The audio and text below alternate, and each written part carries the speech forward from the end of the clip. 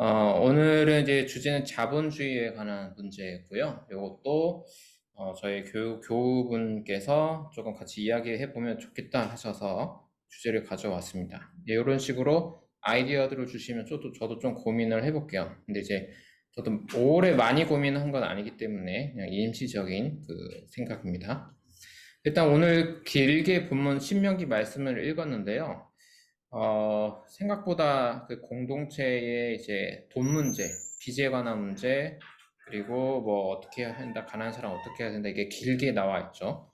이제 이렇게 나와 있는 요거가 이제 신명기 법이라고 해서, 신명기에서 약간 핵심되는 부분에 있습니다. 이 법의 맥락을 설명드리면, 이제, 기원전 한 500년쯤에 이제 바벨론 포로 생활을 마친 이제 이스라엘 공동체가 어떻게 새롭게 공동체를 교회, 우리로 따지면 교회죠. 어쨌든 그 공동체를 재건할 때에 이제 중요한 역할을 했던 것이 이제 신명기 법이고요.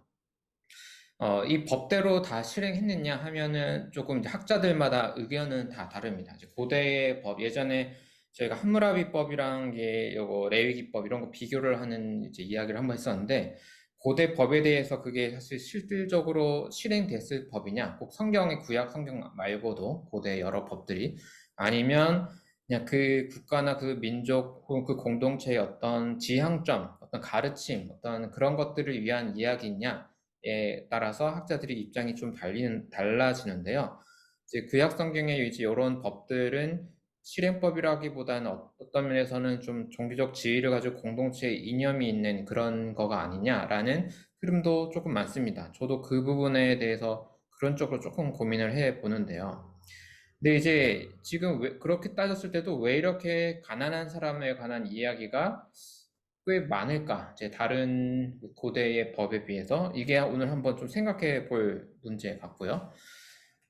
여러분들이 생각하시기에 성경은 돈 문제에 좀 이제 민감할 것 같다고 생각하시는지 아니면 그런 부분에 있어서는 좀 그렇게 관심이 없다고 생각하시는지 혹시 아마 개인마다 조금씩 의견이 다를 텐데요. 신약 성경, 이제 구약 공보다는 우리가 신약 성경이 조금 편하니까 신약 성경에 가보면 조금 센 표현들도 많습니다. 예를 들어서 마태복음 6장 24절에 보면 예수님께서 아무도 두 주인을 섬기지 못한다. 한쪽을 미워하고 다른 쪽을 사랑하거나 한쪽을 중히 여기고 다른 쪽을 업신여긴다. 너희는 하나님과 재물을 아울러 섬길 수 없다. 라는 식으로 우리가 신앙을 갖는다는 게 돈에 대해서 조금 조심해야 한다라는 걸 아주 강력하게 표현하는 이제 언어들이 신약 성경에도 이렇게 조금 많이 있습니다. 네, 그러다 보니까 이제 특히 오늘날 우리가 2000년대를 살아가는 우리는 지금 자본주의라는 사회 시스템 속에서 그 안에서 또 기독교인의 정치성을 갖고 싶은 거잖아요. 그래서 이게 자본주의, 이게 약간 돈이 좀 중요한 시스템인데, 이거는 그냥 기독교의 적인가? 이제 이런 질문을 한 번씩 해볼 수 있을 것 같아요. 제 생각에는 크게 세 가지로 답변을 할 수 있을 것 같아요. 그 사이사이마다 다 조금씩 다르겠지만, 크게 그냥 세 개 부류를 나누면, 자본주의는 기독교의 적입니까? 라고 물었을 때, 첫 번째 부류의 사람들은 그렇습니다. 기독교는 자본주의를 끝장내야 합니다. 자본주의야말로 돈을 우상으로 섬기는 시스템이니까요. 라고 하는 입장이 있을 수 있을 것 같습니다. 혹시 이쪽에 속하신 분도 있겠죠? 네.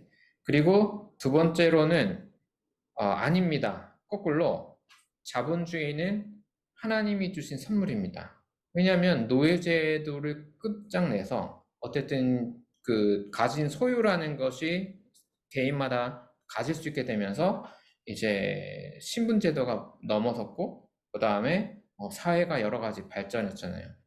저 지금 아이패드 쓰고 있는데 아이패드가 나올 수 있는 거는 자본주의라는 이런 시스템 때문이 아니겠습니까? 라고 해서 굉장히 긍정적으로 자본주의를 생각하는 입장도 있습니다. 여러분들 중에도 이렇게 있을 수 있습니다. 그리고 세 번째로는 그렇게 이럴 수 있어요. 그렇게 자본주의는 기독교의 적이냐 하는 건 이제 범주 오류에 속한다. 왜냐하면 자본주의는 경제 시스템이고 기독교는 종교지 않느냐. 이건 조금 다른 거다라는 입장이 있을 수 있죠. 제3의 길, 이렇게 해서 어떤 면에서는 이렇게 말할 수 있을 것 같아요. 그냥 자본주의라는 어떤 시스템을 우리가 조금씩 수정해 나갈 수 있는 하나의 원초적인 힘을 제공한다라고 생각할 수도 있겠죠. 기독교 신앙이라는 게. 이 중에 이제 여러분들이 가장 마음에 드는 답변, 그리고 혹은 여러분들이 기독교라는 문화권 안에서 어떠한 설명들을 들어왔는지도 오늘 예배 끝나고 좀 이야기 나눠보면 좋겠습니다. 우선 제가 오늘 이 주제를 위해서 살펴본 자료는 캐서린 테너라는 예일대학교 조직신학 교수예요. 제가 조직신학 쪽 어쨌든 조직신학 쪽 교수 글은 진짜 안 본 지 오래됐는데, 이제 조직신학에서 좋은 분, 교조주의가 아니라 좋은 분들이 하는 일은 이렇게 정치, 사회, 사상 혹은 과학과 기독교의 대화 뭐 이런 거를 좀 열심히 하는 분들이거든요. 이분도 그런가 봐요. 그래서 IVP에서 책이 하나 나왔었어요. 그래서 기독교와 새로운 자본주의 정신이라는 책이 있어서 제가 예전에 사놓고 안 읽었다가 이제 어제 부랴부랴 살짝 이제 훑어봤습니다. 참고로 IVP 하니까 생각나는 게 이거 약간 소소한 자랑을 하자면 지금 이제 제가 뉴스엔조에 쓴 글을 이제 또 다시 책으로 출판 준비를 하려고 의논하려고 IVP 이제 거기 회관에 갔는데 IVP는 이제 IVF 기독교 동아리의 그 출판 쪽이죠. IVP 대표님이 이제 저를 알아보고 오셔서 글을 잘 읽었다고 이제 이렇게 하더라고요. 제가 그 글에다가 IVF라고 했는지는 기억은 잘 안 나는데 어쨌든 그래서 IVF 하길 잘했다 더 약간 그런 생각이 들었습니다. 네, 넘어가서 감사합니다. 요 책 이제 캐서린 테너라는 이제 이분 이 책이 근데 엄청 쉬운 책은 아닌데요. 혹시 IVP인 분들은 이거 읽어봤을지 모르겠습니다. 일단은 시작할 때 누구가 나오냐면 여러분도 아마 기독교와 자본주의 하면 떠오르는 좀 옛날 사회학자 막스 베버. 네, 그냥 시작부터 막스 베버 이야기를 시작을 해요. 막스 베버 이야기에 약간 요번의 정리 핵심을 짧게만 소개를 하면요. 칼빈주의자들이 이제 저도 장로교 출신인데 개신교에서 좀 중요한 칼빈주의자들이죠. 네네 번역되어 놨습니다. 막스 베버의 이야기가 뭐냐면 이중 예정이라고 원래 여러분 그러니까 칼빈의 책에 보면 하나님의 예정이라는 주제를 다루는데 근데 그 예정이라 부분이 칼뱅이 쓴 아주 두꺼운 책에서 굉장히 적어요. 몇 페이지 안 되는데 그래도 그 선택에 관한 이야기를 해요. 근데 이거를 배경을 말씀드리자면 그때 제가 마치 제도권교에서 나와서 뭔가 다른 뭔가를 고민하듯이 1500년대에 큰 그런 싸움이 있었잖아요. 그러니까 사람들이 불안하잖아요. 우리가 이제 캐톨릭 시스템이라는 1000년이 넘는 그 시스템에서 뭔가 다른 형태의 기독교가 나오는 거니까 목사가 막 결혼을 하고 막 그 옷을 막 자유롭게 입고 이러니까 놀라잖아요. 그래서 칼빈주의에서 나온 그런 이야기 중에 하나님께서 선택하셨다.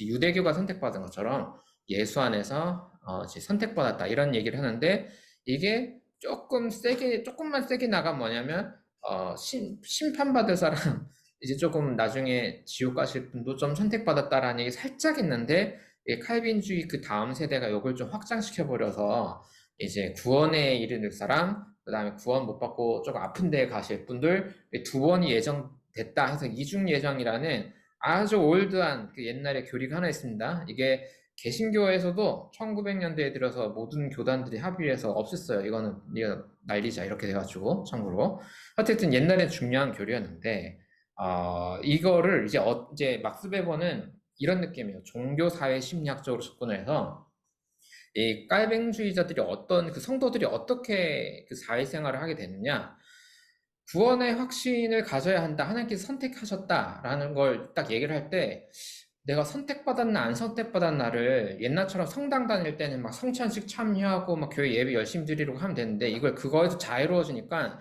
불안해지잖아요. 그래서 어떻게 나왔냐면 성직이라는 거 없어. 여러분이 일자리에서 노동 현장에서 열심히 해야 돼. 라고 했을 때 그러면 그 성실함으로 신앙의 열정으로 열심히 우리 삶의 자리에서 일을 하자. 이렇게 소화가 되는데 이건 나쁘진 않잖아요. 근데 이제 그러면서 만약에 이제 의도치 않게 열심히 하다 보니까 좋은 성과물이 나온다는 거죠. 그래서 이제 뭐 막스 베버 입장으로는 자본주의가 발전한 공간들을 보면 그래서 깔뱅주의 개신교가 많더라. 왜냐하면 근면 성실의 아이콘이니까 장로교의 이런 사람들이 그게 이제 그걸 막 비판적으로 보려는 게 아니라 그런 현상들이 나타났다라는 거예요. 그래서 이제 이중예정 교리가 어떤 그 성도들의 마음의 깊은 곳에 불안이라는 게 작동되고 그걸 성도들은 열심히 노동하는 걸로 이제 하면서 나는 하나님께 선택받은 거야, 받은 사람이야 라는 그 입장에 서고자 하고 그런 사람들이 많이 모인 곳은 자본주의의 그 시대적 흐름과 맞물려서 같이 상승작용이 있다더라 라는 얘기를 하는 게 막스 베버 얘기입니다. 근데 막스 베버가 자본주의를 뭐 너무 긍정적으로만 본 건 아니에요. 왜냐하면 막스 베버도 자본주의에는 정신이 필요한데 어떤 스피릿이 없이 그냥 이렇게만 빠져가면 좀 문제가 생긴다. 이렇게 책은 끝나거든요.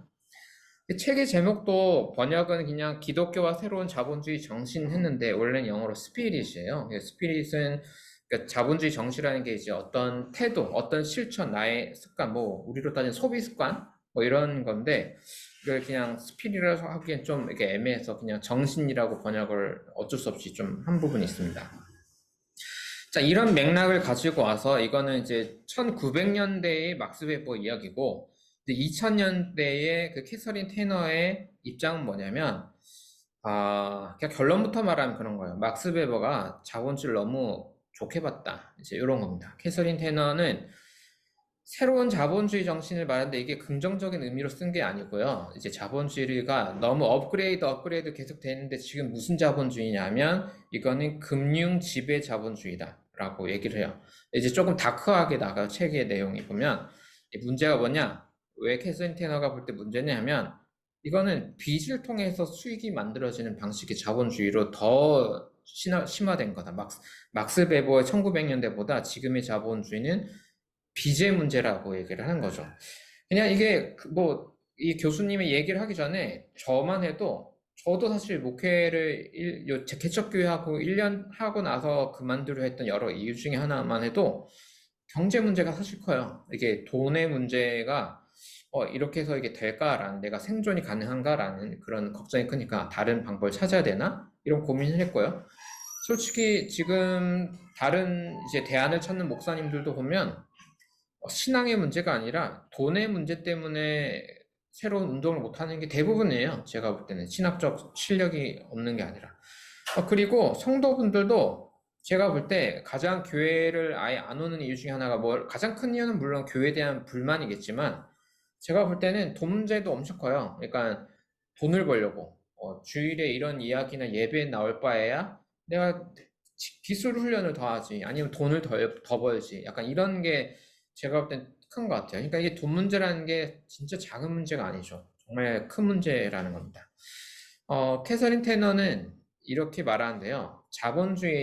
오늘날의 자본주의는 사람들에게 어떤 방식의 뭐를 강요하냐면, 어, 이제 어떤 믿음, 가치, 규범, 생활 양식을 교육시킨다는 거예요. 이게 단순한 경제 시스템이 아니라 사람들에게 어떠한 삶의 태도를 이제 가르친다, 훈육한다라고 표현을 하더라고요. 그거의 기본 테마는 뭐냐면 최대 수익이죠. 기업도 해야 할 방향은 최대 수익이고 개인도 나아가야 할 방향은 최대 수익이라는 거예요. 참고로 이런 훈육이라는 표현을 썼는데 이게 사실 아까 신명기 말씀 읽었는데 우리가 모세오경을 할 때 토라라고 하는데 토라라는 말이 사실 그런 느낌이거든요. 뭔가 가르침일 수도 있고 던진다는 동작성을 강조해서 요즘에 최근에 구약학자들은 이거는 하나의 그 실행이고 퍼포먼스고 이렇게 토라를 설명하기도 해요. 근데 어쨌든 삶의 태도를 갖추기 위한 뭔가 이야기잖아요. 그러니까 자본주의라는 것 자체가 일종의 토라의 역할을 한다고 보는 거야. 캐서린 테너가 볼 때는 그 경제 시스템이지만 이게 일정한 삶의 가치를 강요한다는 거죠. 어릴 때부터. 그분이 얘기하는 거는 이런 거예요. 요즘 자동차 회사가 어떻게 사냐 보자. 자동차 회사가 자동차를 팔아서 내는 수익보다 사람들이 차를 사기 위해서 돈을 빌리는데 대출을 하는데 그 대출 이자로 오는 수익이 더 많다. 그러니까 자본이라는 것 자체가 노동자들이 돈을 버는 것보다 자본 자체가 돈을 더 많이 번다라는 거죠. 그리고 뭐 한 가지 예를 들면 책에 있는 거 한 가지 예를 들면 이런 거예요. 어떤 사람이 주식을 했나? 주식을 하는데 10만 원을 해서 1% 수익을 내서 1,000원을 벌었어요. 근데 문제는 뭐냐면 그 10만 원에 9만 9천 원이 빌린 돈이에요. 9만 9천 원 빌려서 자기 소유는 1,000원인데 또 1,000원을 벌었다면 100% 수익을 낸 거잖아요. 그러니까 자본주의 지금의 시스템이라는 게 이게 자본을 빌려와서 돈을 어떻게 불려내는 약간 이런 방식으로 간다는 거죠. 여기까지 읽었을 때는 동의가 되는 부분은 뭐냐면, 이게 큰 교회가 생존하는 방식도 똑같아요. 그러니까 교인들이 헌금도 물론 큰 교회는 많긴 한데, 이제 뭐가 있냐면, 부동산으로 돈을 더 수익을 내는 게 많거든요. 그러니까 이미 땅이 있고 건물이 있고 막 이러면, 그 땅 그 자체로 재산을 불리거나, 아니면 어떤 교회는 이제 성도들 현금을 또 딴 데 투자를 해가지고, 이제 그 돈을 더 불려내는 거죠. 그러니까 이제 여기까지 설명들 아마 여러분들 다 아는 얘기일 거예요. 지금 이거 하는 얘기는 이제 자본이 노동자의 노동보다 돈을 더 많이 낸다. 이미 우리 그런 사회에서 살고 있으니까. 근데 이제 여기서 두 가지로 갈릴 것 같아요. 저도 이 부분은 잘 모르겠어. 뭐가 맞는지. 첫 번째는 이거 당연한 거야. 이건 교양이고 상식이잖아. 그러니까 우리가 자본을 조금 더 모았으면 지혜롭게 내가 모은 돈을 어디다 투자를 하고 어떻게 해야 될지 빨리빨리 의논해서 이거 해야 해. 라는 입장이 있을 수도 있어요. 또 이게 무조건 틀리다는 게 아니라 저도 유보해요. 두 번째는 여기에 대해서 퀘스천 마크를 달 수도 있어요. 우리는 어쨌든 노동으로 돈을 벌어야지 약간 이렇게 하는 시스템이 맞나? 라는 자본주의 자체에 대한 근본적인 질문을 가질 수도 있겠죠. 저는 여러분들 안에서도 입장이 다양할 것 같습니다. 여러분 의견들도 아마 제 생각에. 일단 캐서린 테너 이 엘대 교수의 입장은 조금 자본주의를 지금까지 설명드리면 알겠지만 자본주의 그늘에 집중했어요. 좀 안 좋은 면을 쫙 설명을 하고 기독교는 뭐냐? 그러면 기독교는 이 새로운 오늘날의 현대 자본주의, 금융 지배 자본주의 정신을 약화시키는 게 기독교 신앙이다라는 입장이에요. 그러니까 그 여성분이죠. 그분이 볼 때는 자본주의라는 건 뭐냐면 그냥 쉽게 말해서 빚에 가둬놓고 살게 만드는 시스템이다. 이분 표현으로는 미래를 보게 하는 게 아니라 과거에 얽매이게 만든 사람이다라고 하는 거죠. 그러니까 빚을 갚는 라이프 스타일이라고 하는 거예요. 제가 이제 예전에 실명 말 안 됐죠? 의사 선생님 준비 이제 하는 분 얘기 들었을 때도 의대가 활동하고 준비할 때 돈을 많이 대출해야 되잖아요. 그럼 졸업할 때쯤 되면 이게 학비 빌린 게 어마어마하게 커지는데 그렇게 되면 의사로서 하고 싶으면 원래 내가 그 의대를 가는 어떤 소명들이 있을 수도 있죠. 물론 처음부터 돈을 목표로 가는 분들도 있겠지만 그게 나쁘다는 것도 아니고 그런데 그 소명들을 살 수 있냐면 빚이 너무 커져서 돈을 잘 벌 수 있는 의사가 할 수 있는 분과 중에서도 돈을 벌 수 있는 의사 분과로 갈 수밖에 없는 시스템적인 문제가 있다라는 거죠. 그러면 이제 과거에 내가 빚진 것 때문에 나의 삶의 가치나 방향도 거기에 맞춰져 있다라는 게 어느 정도는 실질적으로 있긴 한 것 같아요. 그러면서 테슬린 테너 이분은 근데 그 자본주의가 낳는 삶의 양태라는 게 그렇게 과거에 발목 잡히가는 건데 기독교는 뭐냐? 기독교는 새 출발이다. 그러니까 늘 구원이라는 거는 새로운 생명으로 살아가는 거고 방향 전환이고 회심 아니겠냐? 그러니까 구원이 어떤 위험으로부터 보호되고 그냥 그러면서 기존 상태를 유지하는 걸 우리가 구원이라고 하는 게 아니라 구원받는 거는 이전에 내가 살던 것과는 단절된 무언가 새로운 거를 살아내는 걸 구원이라고 한다라고 하는 거예요. 이 정에 따르면 자본주의와 기독교는 상충되는 거고 함께 할 수 없는 거다라는 것이 되겠죠. 자, 여기까지 들었을 때 여러분들 생각은 어떻습니까? 이제 요 캐서린 테너 분의 입장에 동의가 되는 분도 있겠고 그런데 일단 저의 이야기를 해보면 일단 그래요. 일단 너무 좋은 비판이다. 음. 그 책의 내용이 자본주의 이야기가 상당히 많아요. 이렇게 빚이 어떻게 되고 금융의 기업을 어떻게 병합시키고 뭐 이런 전문적인 얘기도 많이 있거든요. 그런데 제 소감은 뭐냐면 조금 현실성 없는 신앙 얘기 같이 들렸어요. 그냥 설교로 들렸어요. 뭐야, 나도 설교 중이구나. 네. 그러니까 약간 뭐가 아니면 좀 공허한 설교. 그러니까 뭔가 약간 이런 대안 없는 비판. 네. 대안은 또 대안하는 비판이야? 또 내가 평생 들어왔는데 또 그 얘기야? 이제 약간 그래서 조금 실망스럽게 덮긴 했어요. 이것도 IBP 대표님 보진 않겠지만, 근데 뭐 칭찬받았다고 자랑했는데 그래서 이게 그 분의 그렇다는 거니까. 그리고 이게 이럴 수도 있어요. 이분은 이미 교수잖아요. 이미 자기 자본이 있는 분이잖아요. 그러니까 이렇게 얘기를 해도 자기는 검소하게 살아가도 멋있게 살 수 있는데 진짜 아슬아슬한 저 같은 사람은 지금 이 얘기 들었다가 이거 진짜 더 궁극적인 위기에 처할 것 같은 약간 그런 느낌. 그런 느낌이 조금 있는 거예요. 그리고 한 가지 다시 고민. 이거는 제가 제 생각에 100% 틀릴 수도 있어요. 뭐냐면 자본주의가 그렇게 나쁜 건가? 라는 생각이 다시 들긴 해요. 자본주의가 절대악이야? 이 교수님 얘기하듯이 시작부터 개인의 라이프 생활을 뭐 무너뜨리고 기업을 무너뜨리고 뭐 이렇게 그런 건가? 라는 생각이 조금 있어요. 이거를 조금 잘 보려면 제 생각에 그냥 모든 걸 객관적 지표할 수는 없지만 인류가 살아가는데 과연 불평등은 객관적으로 심화되고 있을까, 줄어들고 있을까? 약간 이런 문제. 이것도 기준은 어떻게 되냐에 따라 많이 다르겠죠. 그리고 폭력의 문제가 자본주의 시스템, 경제 시스템에서는 이제 더 늘어나고 있냐, 줄어들고 있냐. 뭐 이런 문제. 빚에 관해서도 마찬가지죠. 물론 저도 빚 문제 심각하다고 보는데, 그러니까 일단 기본적인 처음 출발을 기독교와 자본주의는 적이야라고 해서 이제 딱 스타트를 하는 게 아니라 약간 객관화시켜서 자본주의가 준 긍정적인 건 뭐고 나쁜 건 뭘까라고 봤을 때 이 경제 시스템이 그 전에 경제 시스템보다 더 나쁜 영향을 줬을까? 인류를 어떤 죽음으로 몰아가고 있는 게 맞나라는 거를 일단은 다 떠나서 약간의 중립적 시간으로 우리가 좀 살펴볼 필요가 있는 거죠. 물론 제가 만난 어떤 분들은 뭐 자본주의를 꼭 나쁘게 본 건 아닌데 이제 화폐 발행의 문제, 뭐 달러 문제, 미국의 은행에서 나는 이런 거에 대한 불신 때문에 다른 방법을 찾는 분들도 사실 있어요. 그래서 사실 이제 블록체인이라는 어떤 그런 새로운 기술을 이제 화폐와 연결시켜서 하려는 것도 비트코인처럼 그런 전자화폐와 관련된 문제잖아요. 이제 그거를 투자 뭐 주식까지 생각하는 사람들이 아니라 정말 기술의 문제로 접근하는 사람들은 화폐의 문제를 누군가가 이제 중앙에서 컨트롤하는 게 아니라 이제 중립적 입장에서 해낼 수 있는 시스템이 뭐가 있지를 고민하는 사람들도 뭐 있더라고요.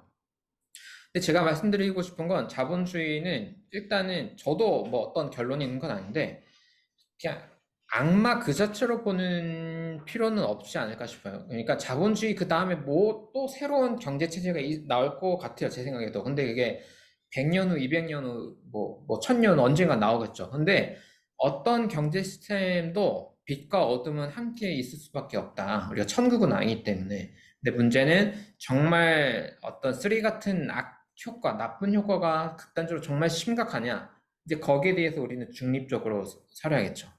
그리고 좀 현실적인 얘기로 들자면 아까 자본주의가 나중에 바뀔 수 있다고 했는데 다른 경제 시스템으로. 근데 제가 볼 때 제가 죽을 때까지 바뀌지는 않을 것 같아요. 그래서 일단 매우 이게 확률적인 거지만 매우 높은 확률로 우리는 그냥 자본주의 시스템 안에 보통 살아가게 될 것 같은 그거는 여러분들도 그 정도는 예상할 수 있잖아요. 갑자기 다른 경제 시스템으로 바뀔 것 같지는 않죠. 그랬을 때 현실적으로 필요한 거는 얼마나 우리가 이 단점을 수정 보완할 수 있느냐. 저는 이런 얘기를 하는 게 좀 더 현실적인 얘기인 것 같아요. 그러니까 자본주의라는 걸 어떻게 정의에 따라서 다 다르겠지만, 저 같은 경우에는 그냥 어떤 가치를 교환할 수 있는 거를 이제 새로운 어떤 화폐 단위의 자본, 숫자일 수도 있죠. 근데 그걸로 하는 것 뿐인 거예요. 그냥 자본주의라는 것 자체는. 그러니까, 그리고 저는 조금 점진적 변화가 필요하지 않냐. 왜냐하면 극단적으로 자본주의를 악마라고 볼 때 이제 그런 설교도 많고 가르침도 많은데 그때 문제점은 뭐냐면 이제 이런 책을 쓰신 교수님은 이미 이제 그렇게 살다가 돌아가시면 될 일인데 제가 볼 때 진짜 문제는 2030이에요. 그러니까 그런 설명을 특히 기독교의 바운드리에서 그렇게 설명을 들으면 젊은 분들이 저를 포함하여 세상에 적응하기가 너무 어려워요. 그러니까 자본주의 그렇게 나쁜 거였어? 돈 버는 게 그렇게 나쁜 거였어? 뭐 어떻게 되지 하다 보면 이게 제가 볼 때 진짜 난감하게 될 것 같거든요. 저의 입장에서는 아슬아슬한 30의 입장에서 볼 때는 정말 저는 지혜롭게 자기의 주체성을 잃지 않을 수 있는 어떠한 자본을 축적시킬 수 있는 방법들을 개인들이 지혜롭게 찾기를 바라는데, 저도 그래서 N잡을 하면서 목표를 하는 것도 하나의 적응이죠. 근데 이제 자본주의 자체를 막 악마화시키면 그것을 찾는 실천들을 할 때 이제 시행착오를 해야 되는데 지금 그거를 못하게 해버리는 그런 문제가 조금 있는 것 같습니다. 제 생각에는. 그거는 그렇고, 근데 이제 이런 건 있었어요. 기독교는 자본주의에 대해서 엄청난 큰 도전을 줄 수는 있어요. 이제, 근데 이제 같이 생각할 건 현실성이 있냐. 요거 같이 생각하는데 뭐냐면, 희년의 문제. 레위기 25장 28절에 보면, 자, 희년은, 오늘 읽은 신명기는 우리 맨 처음 시작할 때 보면, 7년 끝에는 빚을 면제해 주세요. 라고 시작하는 거거든요. 근데 희년이라는 건 뭐냐면, 이제 빚을 면제하는 그 레벨이 7 곱하기 7에서 77, 49 플러스 1에서 50년, 반세기죠. 50년에 한 번은 그냥 더 완벽히 빚을 없애버리자라는 또 시스템이에요. 그러니까 빚을 없애는 시스템이 7년 단위 있는 구절도 있고, 50년 단위 있는 구절도 있고, 이제 학자들은 이거를 처음부터 다른 걸로 보기도 하고, 합쳐서 그냥 보완된 걸로 보기도 하고, 빚의 면제 시스템이 진화된 걸로 보기도 하고, 뭐 해석은 자유롭게 할 수도 있어요. 그러니까 이제 그런 걸로 해서 희년되면 땅을 우리 또 부동산이죠. 부동산을 원래 있는 그 자기 주인에게 다 분배시켜야 된다. 다 리셋해야 된다는 장치가 희년입니다. 그리고 신약 성경에 보면 교회가 시작할 때 그 이제 이런 거 있죠. 사도행전 4장 44절 45절 여러분들 다 아시겠지만 믿는 사람은 모두 함께 지내며 모든 것을 공동으로 소유한다. 그들은 재산과 소유물을 팔아서 모든 사람에게 필요한 대로 나누어줬다. 그래서 이제 공동 소유 개념이 나오죠. 이건 정확히는 공사는 아니에요. 공동 생산은 아니고 소유를 좀 분배하는 공유 개념입니다. 그러니까 이런 것도 나오는데, 자 이제 그럼 도전이 되는 건 그래서 얼만큼 실천할 수 있어? 라는 것을 현실적인 이야기를 같이 하면서 어떻게 해야 될지 좀 고민해 봐야 될 것 같아요. 왜냐면 솔직히 말해서 희년은 역사 안에서 솔직히 현실에서 이 구약성을 가진 이 유대인 분들도 솔직히 안 했고, 물론 좀 노력을 했을 수는 있어요. 교회도 이제 공동 소유는 잠깐 했지 계속 공동 소유를 한 건 아니어가지고 이렇게 너무 부담 가질 필요는 없거든요. 그러니까 어차피 성경 쓰신 분들도 열심히 안 한 거여가지고 우리가 일단 현실성이 없는 얘기라는 건 우리가 좀 알고, 그 다음에 그럼 우리 그래도 이분들은 성경을 쓰신 분들은 안 했지만 우린 해볼 수 있나? 라는 건 좀 생각해 볼 수 있죠. 근데 이걸 막 과도하게 막 이걸 안 하면 막 반기독교이고 막 기독교인은 막 공산주의 가야 되고 막 이렇게 가면 골 때리는 거예요. 그렇게 해석을 해버리면. 그건 아니고 우리가 어떻게 적용할 수 있느냐는 조금 자유롭게 고민을 해야 할 문제예요. 그러니까 정말 도전거리는 많은 것 같아요. 자, 지금 몇 분 남았, 조금 하면 되죠. 5분 끝내겠습니다. 자, 돈과 신앙의 문제는 제 생각에는 세 가지 레벨, 세 가지 층으로 고민해 볼 수 있습니다. 첫 번째는 구조적인 거, 두 번째는 우리 모임, 교회뿐만 아니라 모든 작은 모임 단위에서 우리가 어떻게 할지, 세 번째는 각 개인이 어떤 실천을 할지, 이제 이 세 가지 층으로 다 생각할 수 있죠. 뭐 아주 쉽게 생각해서 아까 희년 같은 게 구조적인 거잖아요. 지역사회의 법이잖아요. 땅을 다 리셋해야 된다. 그러니까 여기 희년이라는 것에 꽂히신 분은 제가 볼 때는 사회제도, 정치 이슈, 내가 어떤 정당으로 들어가야지, 어떤 걸 해야 되지? 라는 정치적 활동으로 가는 거예요. 네. 그러니까 그 기독교 신앙은 그런 활동을 촉발시킬 수 있는 가장 아주 강력한 에너지가 있는 거죠. 자, 두 번째는 모임이에요. 그러니까 이런 규칙들은 이 모임 안에서 적용되는 건데, 예를 들어서 오늘 읽은 신명기 15장이 3절에 보면 이런 얘기가 있어요. 이 7년에 한번 빚을 면제하십시오. 뭐 이런 거, 빚을 갚으세요. 이런 얘기는 3절에 보면 이방 사람에게 준 빚은 갚으라고 할 수 있으나 당신들의 동족에게 준 빚은 면제해야 합니다. 이렇게 해서 이 빚을 없애라는 거를 우리 공동체 외부 사람들까지 하라는 건 아니고 같이 살아는 요 모임 공동체 멤버 안에 살아는 거죠. 그러니까 우리로 따지면 상우님이 저한테 500원을 빌렸어요. 근데 이제 우리 같은 교인이잖아요. 근데 상우님이 나쁜 마음으로 안 갚는 게 아니라 막 자기네 돈 엄청 부자인데 안 갚는 게 아니라 500원을 정말 한 10년 동안 엄청 고생을 했는데 500원 못 본 거예요. 정말 슬프지만 그때는 내가 10년 동안 기다리다가 이거를 그때 이제 결정하자. 내가 500원 갚지 마. 할 수 있는 건 10년기는 이런 거죠. 근데 우리 교인이 아닌 누구 500원 못 갚았어. 근데 그거는 어떻게든 빚은 받으라는 거야. 이게 신명기 말씀이 엄청 극단적인 얘기는 아니에요. 이 모임 안에, 신앙의 모임 안에서 그거를 좀 봐주라는 얘기지. 이 기독교, 우리 자기 모임 밖에 사람한테 빚은 받아내. 어떻게 해서 받아내. 약간 그런 거라서. 여기서 생각할 수 있는 건 뭐냐면, 우리가 신뢰할 수 있는 작은 모임 안에서는 어떤 규칙을 할 수 있느냐, 이런 빚을 탕감하는 어떤 규칙을 할 수 있느냐, 작은 규칙들을 적용해 본다. 같이 약속해서 만들어낼 수 있잖아요. 네. 교회, 여러분이 다니는 어떤 독서 모임, 뭐 가족 안에서든 친구 모임 안에서든 이런 거를 실행해 보면은 작은 규칙들을 만들어내면 적용할 수 있는 거죠. 자, 그 다음에는 마지막 세 번째 층은 개인적 결단인데요. 오늘 읽은 신명기 15장 11절 다시 제가 한번 읽어볼게요. 당신들은 반드시 손을 뻗어 당신들의 땅에서 사는 가난하고 궁핍한 동족을 도와주십시오. 그렇다고 하여 당신들이 사는 땅에서 가난한 살이 없어지지는 않겠지만 이것은 내가 당신들에게 내리는 명령입니다. 자, 여기서 생각해 볼 것 첫 번째. 저는 요런 거 꽂히더라고요. 그렇다고 하여 당신들이 사는 땅에서 가난한 사람들이 없어지지는 않겠지만 저는 뭐 갑자기 왜 이런 게 은혜가 되지? 좀 슬픈 얘기인데 되게, 위로는 아니고, 되게, 너무 공상은 아니구나. 이 사람도 현실 감각은 있구나. 옛날 수천 년 전에 요 토라, 신명기를 쓰는 사람도. 그러니까, 진짜 슬픈 거고, 우리를 가슴 아프게 하는 건데 뭐냐면, 가난한 사람은 일단 천국이 아닌 경우에는 가난한 사람은 일단 있는 것 같아요. 일단 어쩔 수 없이. 왜냐면 역사적으로 가난한 사람이 없는 적은 없었잖아요.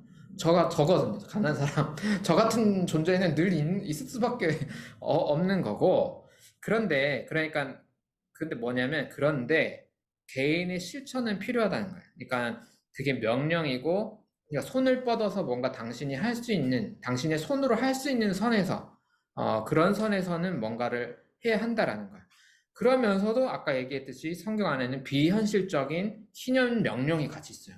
7년에 한 번 리셋, 50년에 한 번 완전 리셋 이런. 그러니까 그런 비현실적인 명령과 이런 현실적인 해석과 그리고 개인이 해야 할 것과 이런 게 막 엉켜 있다라는 거죠. 그러면 일단 우리가 사회 구조를 바꾸는 건 꽤 오랜 시간이 걸리고 세대와 세대를 거쳐서 조금씩 바꿔야 되는 건데 우리가 당장 할 수 있는 거 아까 500원 깎아주는 거 이런 거는 개인이 일단 오늘 할 수 있잖아요. 이번 주에 우리가 할 수 있는 게 있잖아요. 이제 이런 걸 분리해서 생각해 보자는 거죠. 그렇기 때문에 개인의 돈을 버는 윤리, 그 돈을 쓰는 지출하는 윤리에 대해서 이건 개인적으로 내가 할 수 있는 거라서 개인의 신앙에서 나는 이걸 기독교 신앙을 어떻게 적용할까라는 자기만의 답변이 있어야 될 것 같아요. 이건 뭐 목사가 할 수 있는 거 아니고 여러분이 해야 되는 문제고, 저 같은 경우에는 지금 이제 개척을 해보다 보니까 뭐가 있냐면, 누군가의 도움을 받기도 하잖아요. 후원을 받아보는데, 이게 처음에는 굉장히 약간, 이게 좀 애매하더라고요. 애매한데, 제가 보니까 이런 거예요. 제가 느낀 건 뭐냐면, 누군가에게 도움을 주거나 받을 때, 우리가 이제 예수님은 아니라서, 도움을 주는 사람도 그렇고, 그냥 물론 우리가 노력해야 되니까 무조건적으로 뭔가 보상 없는 도움을 해주려고 하는 그런 지향성을 갖는, 그런 이상적인 지향성을 갖는 게 종교라고 봐요. 그런데 사람은 어떤 식으로든 가치 교환이 필요한 것 같아요. 저 같은 경우에는 제가 후원을 어느 정도 받으면 사실 이제 저는 책에 돈을 많이 써요. 책에 돈을 많이 쓰고 유튜브에 소개하는 거는 그래서 어쨌든 제가 후원 요청을 하지 않고 일단 그냥 올리는 거거든요. 왜냐하면 그냥 받은 거를 다른 식으로 써서 제 시간과 그걸 써서 다른 식으로 창출해내는 식으로 하면 이게 그냥 후원만 받는 게 아니라 하나의 일종의 가치 교환이 일어나는 거잖아요. 후원하는 사람들도 뭔가 효능감을 느낄 수 있게 그런 방식의 연합이 필요한 것 같아요. 그러니까 그렇게 해야만 지속 가능한 선에서 뭔가 되지. 안 그러면은 사실 우리가 모두 예수님은 아니라서 한 번 도와줄 수는 있는데 되게 지속할 수는 없는 조금 그런 문제가 있지 않나 싶습니다. 이제 마지막 넘어가서 제가 캐서린 테너를 조금 비판을 했는데요. 그래도 이제 마음에 와닿는 건 이런 표현이었어요. 뭐냐면 우리가 추구하는 모든 것이 기독교적 헌신에 적합한지, 만약 그렇다면 어떻게 적합한지 끊임없이 질문해야 한다. 이거죠. 뭐냐면, 캐서린 테너가 볼 때 자본주의 문제는 너무 사람을 돈에 헌신하게 만든다는 거야. 그러니까 너무 몰입하게 과몰입하게 만드는 게 있고, 저는 그게 확실히 자본주의 좀 그늘인 것 같긴 해요. 제가 봐도. 근데 신앙은 아까 이제 신약 성경에서 예수님이 사람은 돈과 하나님을 같이 섬길 수 없다 했듯이, 신앙이라는 건 하나님께 헌신하게 만드는 건데, 야, 이게, 근데 일단 자본주의에서 살아야 돼요. 그러니까 우리 돈 벌고 다 해야 돼요. 근데 여기서 어떻게 해야 될지, 그럼 내가, 이게, 이 질문을 할 수밖에 없는 거죠. 내가 돈에 지지 않으려면. 돈에 지지 않고 하나님을 위한 어떤 헌신을 잃어버리지 않으려면 난 어떻게 해야 되지? 자, 이 질문에 대한 답변들을 만들고 이 답변을 조금씩 수정 보완해 나가야 될 것 같아요. 제 생각에는. 그랬을 때 여러분들이 오늘 혹은 이번 주에 같이 고민해 보면 좋을 부분은 자본주의 안에서 우리는 무조건 어느 부분은 타협해야 돼요. 제가 볼 때. 어느 부분은 타협해야 돼요. 그러니까 타협할 건 뭐고 타협하지 않고 싶은 거는 뭔지를 좀 나눠보는 거죠. 그 지혜를 좀 공유할 필요가 있는 것 같아요.